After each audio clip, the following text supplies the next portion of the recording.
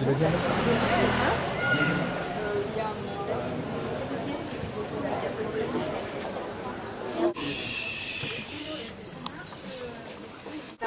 parce que franchement j'ai été très surprise de l'intérêt que tout le monde a pour ce projet. Alors je vais vous raconter l'histoire de cette affaire. Donc en fait il y a à peu près 10 ans, je n'ai pas la date exacte parce qu'en fait à ce moment-là je n'ai absolument pas noté ou remarqué quoi que ce soit. J'ai fait ce rêve extraordinaire d'un champ de chemise jaune. Alors, je ne me souviens pas du début du rêve, mais je me souviens très bien d'être arrivée comme ça au milieu de ce champ, qui était immense, avec des chemises jaunes comme ça à perte de vue, bien rangées, et c'était absolument magnifique. Et il y avait un vent léger qui soulevait comme ça les chemises, ça ondulait un peu comme un champ de blé, et ça m'a fait une impression extrêmement forte, extrêmement heureuse. Et je suis sortie de ce rêve absolument enchantée et voilà. Et ensuite, il s'est passé quelque chose qui est que j'ai gardé cette image, cette vision. Je l'ai gardée pendant des années et c'est resté. C'est quelque chose d'assez étonnant, c'est que c'est vraiment resté comme quelque chose de très fort. Alors évidemment, vous savez tous, les rêves depuis l'Antiquité sont le sujet des artistes, des psychanalystes, de tout le monde. En fait, tout le monde s'interroge sur les rêves et on les interprète. Alors évidemment, moi j'ai mon interprétation personnelle par rapport à ma vie, mon enfance, ma jeunesse, etc. Mais en fait, ce rêve reste quand même, comme tous les rêves, énigmatique. C'est-à-dire que chaque fois que j'y repense, je me pose toujours la question de d'où vient la force. Et c'est vrai que les rêves ont une force incroyable, je trouve. On ne sait pas très bien d'où vient cette force, certainement de l'inconscient. Enfin, on ne sait pas très bien, mais il a toujours cette force. Et je l'ai toujours avec moi et il est toujours là. Et ce qui s'est passé, c'est que au fil du temps, j'y pensais comme ça. Enfin, je ne savais pas du tout qu'aujourd'hui j'allais en faire quelque chose. Il était avec moi, mais il se trouve que j'ai commencé à en parler à des amis. Et puis j'ai eu ce désir de le revoir, hein, de le faire exister, de le voir, de le revoir. Parce qu'en fait, je l'ai déjà vu. Et c'est de le revoir et de le créer et de le sortir comme ça du rêve et de le faire passer dans la réalité. Enfin, alors évidemment, ce ne sera pas de la réalité vraiment. La réalité, ce sera encore un peu de fiction, parce que un champ de chemise jaune, c'est encore un peu de fiction, même si, vous voyez, il y aura du bois, il y aura de la terre, etc. Mais quand même, ce passage, cette trouée dans la réalité, ça m'intéresse, d'autant que, je ne sais pas si vous connaissez un écrivain qui s'appelle Pessoa,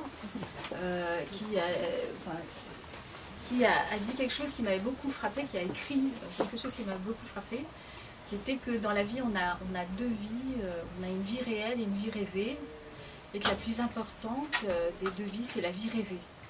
Et je trouve que cette espèce de trouée entre la vie rêvée et la vie réelle, je trouve ça tout à fait intéressant. Et je pense que ce sera émouvant. Voilà. Donc voilà, je veux dire que c'est quelque chose de très fort et très personnel pour moi. Et donc je suis contente de le partager avec vous. Et je me suis rendu compte que ça a fait un écho chez certaines personnes. Il y a des gens qui ont écrit des mots, des phrases à ce sujet, qui renvoient à leur vie à eux, etc. Et donc on s'est dit, on va le faire, et en fait on va le faire vraiment. Et alors, ce qui s'est passé, c'est que moi j'ai lancé... alors, ce qui s'est passé, c'est qu'il y a eu des petits épisodes quand même préliminaires. C'est-à-dire qu'il y a à peu près un an, on est allé donc chez Carole et Michel, qui sont là. Et ils avaient invité des amis. Et moi j'étais venue avec mes chemises, etc. En me disant, je vais faire un petit test à la campagne, pour voir un peu ce que ça donne. Parce que c'est vrai que... il fallait voir quand même à quoi ça ressemblait. Si c'était vraiment aussi intéressant que dans le rêve. Et donc, on est allé chez le voisin qui s'appelle Guy, et on a planté dans le potager quelques chemises. Et alors la petite société qui était là, des gens qui étaient surtout des amis que je ne connaissais pas de Carole Michel, était absolument passionnée par le sujet. Donc c'est la première fois que je me suis dit, c'est incroyable. Ils m'ont pas pris pour une dingue, déjà, j'ai trouvé ça formidable. Deuxièmement, ils ont trouvé ça intéressant. Et alors tout le monde était là, disait bon, il vaudrait mieux faire comme ci, comme ça, une fixation ceci, parce qu'il y a un côté technique. Hein, parce que là, vous avez le produit fini qui a été très étudié. Et donc on a essayé ça, etc. On s'est dit c'est pas mal. Il y a des techniciens qui s'en sont occupés. Voilà, et donc tout le monde a donné son vie. Et après, donc donc après, moi j'ai un peu lancé l'appel auprès des amis, et surtout tous les amis qui font toutes les brocantes, etc. ont commencé à récolter des chemises jaunes. Et d'ailleurs on s'est rendu compte que la chemise jaune d'homme est assez rare. Enfin, c'est pas si facile. Le deuxième test, là, beaucoup plus sérieux, c'était en été, l'été dernier, donc chez Lionel et Michel. Et là, j'ai passé 3 jours. Et donc là, j'avais apporté une vingtaine de chemises. On a fait les... Voilà. Et c'est il n'y a pas que des voilà, jaunes foncés. le test était fait dans le jardin. Le jardin de la maison de campagne. Et on a fait le tour des jardineries. On a étudié toutes les possibilités. Avec Lionel, on a monté des systèmes, etc. Finalement, on a abouti donc à ça, de ce prototype. Donc vous voyez, ça c'est un tuteur de tomates. Des tomates jaunes. Ensuite, là, donc la fixation, parce qu'il est important qu'il y ait du vent, mais quand il y a du vent, toutes les chemises s'envolent. Donc il faut que ce soit fixé en haut.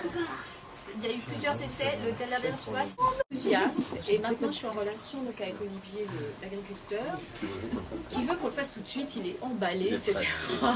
Et il m'a dit, vous savez, je lui ai dit oui, mais il faut préparer. Il m'a dit, vous savez, moi, planter un champ, je sais le faire. Le courrier que vous avez reçu, Bruno a fait le site internet, parce que on s'est dit qu'il fallait au minimum 250 chemises. Et qu'à nous 5 ou 4, on n'arrivera jamais à trouver 250 chemises. Et donc il fallait absolument rameuter un peu tout le monde pour ça.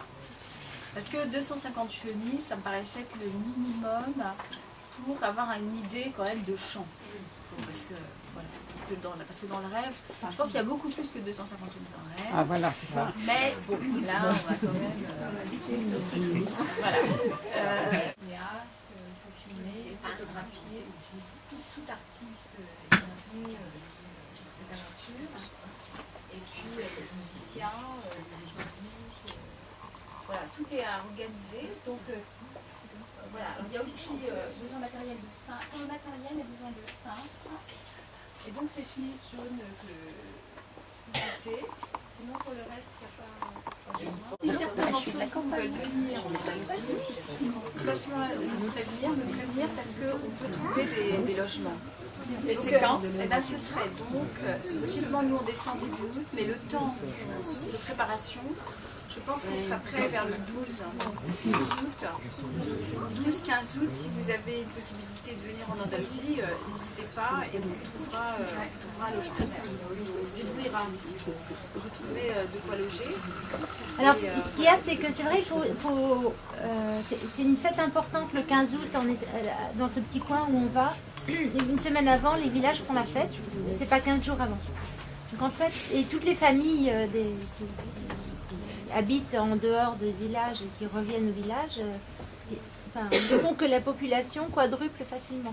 Donc si vous voulez venir, il faut prévenir assez tôt, de sorte qu'on puisse s'organiser pour prévoir les réservations, les logements, etc. Alors ceux qui sont intéressés plus particulièrement à participer avec moi, etc., je voudrais que vous me contactiez et j'organiserai à ce moment-là, pour chaque endroit, j'organiserai une petite réunion pour l'organisation sur les lieux bleus, on donnera des informations. Et puis il y aura ici, le 28 mai, il y aura encore un participe. Dans le cadre d'une manifestation du 3e, un parcours itinérant dans les galeries du 3e, Florence présentera le 28 mai son projet aux habitants de l'arrondissement.